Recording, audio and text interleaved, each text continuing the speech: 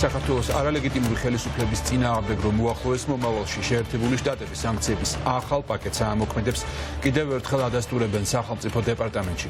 უწყების წარმომადგენლის თქმით, შეერთებული შტატები სოლიდარულია ქართველი ხალხის ევროპული მისწრაფებების მიმართ და გადაწყვეტილებას სანქციების შესახებ მომდევნო კვირების განმავლობაში გამოაცხადებს.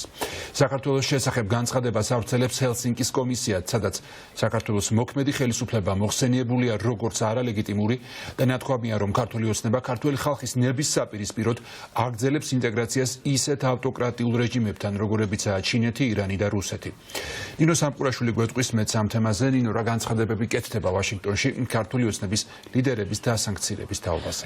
მიშა, პირველ რიგში დავიწყებ სახელმწიფო დეპარტამენტით და იმ განცხადებებით, რომელიც ბოლო კვირის განმავლობაში კეთდება, შეიძლება ითქვას ყოველდღიურად და ანონსდება ის, რომ ვიდრე ბაიდენის ადმინისტრაციას უფლებამოსილება შეუწყდება იქამდე დამატებით ოლიგარქიული რეჟიმის მაღალი თანამდებობის პირების მიმართ. ისინი, ვინც უშუალოდ პასუხისმგებლები არიან ქვეყანაში დემოკრატიისთვის ძირის გამოთხრაზე, მათ მიმართ დაწესებული იქნება სანქციები.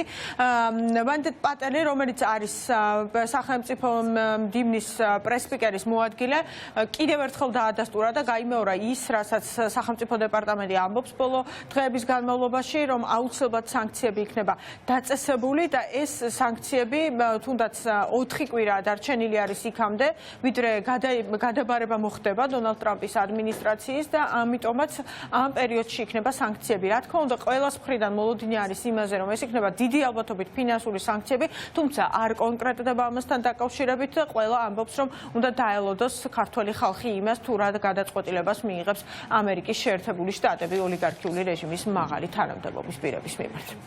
It is a 4 to 5 weeks is a long time. ამ ადმინისტრაციას კვლავ საკმაოდ დიდი სამოქმედო არეალი აქვს. ჩემი თვალსაზრისით 4-5 კვირა დიდი დროა. ამ პერიოდში ბევრი რამ შეიძლება მოხდეს. საბოლოოდ საქმე ეხება იმას, რომ ჩვენ მხარს უჭერთ ქართულ ხალხს ევროატლანტიკურ მისწრაფებებში. როგორც სახელმწიფო მდივანმა ენტონი ბლინკენმა ადრე განაცხადა, ვამზადებთ დამატებით ზომებს, მათ შორის სანქციებს, რათა პასუხისმგებლობა დავაკისროთ მათ, ვინც ჩვენი აზრით საქართველოში დემოკრატიას ძირს უთხრის.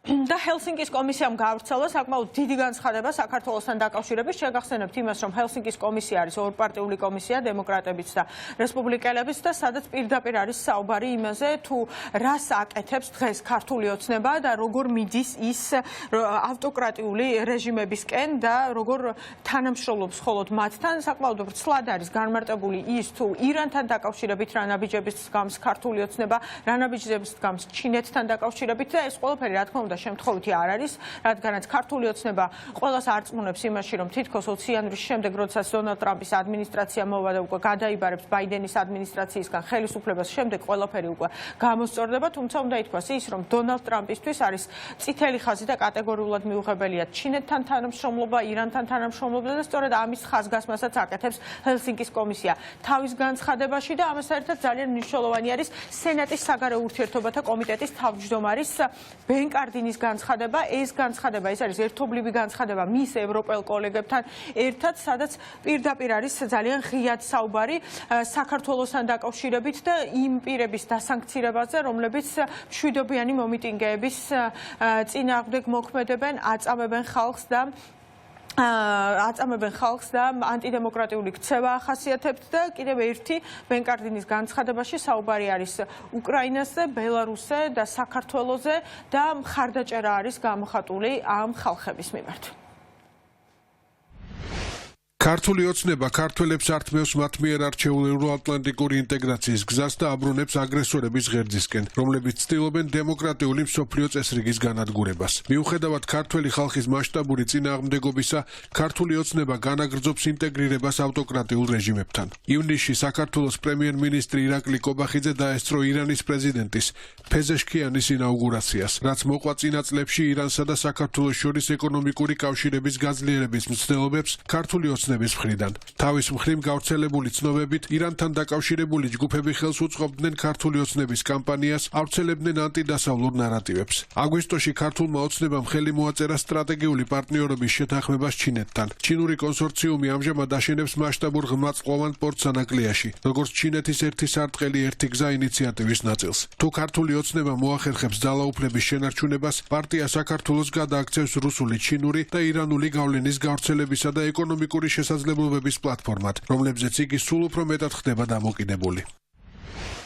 უკრაინის ბრძოლა ასევე ბელარუსის დემოკრატიული ძალებისა და ქართველი ხალხის ბრძოლა. ამ მამაცმა პატრიოტმა ერებმა დემოკრატიის მიმართ თავიანთი სურვილი და ადამიანის უფლებების პატივისცემა სრულებით ცხადი გახადეს. უნდა უარყოთ ალექსანდრე ლუკაშენკოს სრულ არჩევნები და არ მივცეთ ლეგიტიმაცია, რომელსაც ის ეძებს. ასევე გვერდში უნდა დაუდგეთ ქართველებს, რომლებიც ქართული ოცნების ძალადობრივი ზეწოლის წინააღმდეგ კონსტიტუციაში ასახულ თავიანთ ევროატლანტიკურ მისწრაფებებს იცავენ. წინააღმდეგობა უნდა გაუწიოთ მათ, ვინც აწყობს მშვიდობიანი დემონსტრანტების წინააღმდეგ უხეშ თავდასხმებს, იმ ინსტრუმენტების გამოყენებით, რომელიც მძიმე დარტყმას მიიტანს, როგორებიცაა ფინანსური სანქციები. დემოკრატიისა და ადამიანის უფლებების ჩვენს საერთო სულისკვეთებაში ამაყად ვაცხადებთ. დიდება უკრაინას, დღეგრძელი იყოს ბელარუსია და საქართველოს ადგილი ევროპაშია. და როგორც მოისმინეთ, შეთანხმება არის ორპარტიული იმასთან დაკავშირებით, რომ ოლიგარქიული რეჟიმის წარმომადგენლები მთავარი მსახურები უნდა იყვნენ დასანქცირებული. სახელმწიფო დეპარტამენტის მხრიდანაც ერთგვარად ანონსი გაკეთებული არის, რომ უახლოეს კვირებში და უახლოეს პერიოდში იქნება დამატებითი სანქციები, თუმცა რა ტიპის სანქციები იქნება, ამასთან დაკავშირებით ჯერჯერობით არ კონკრეტდება.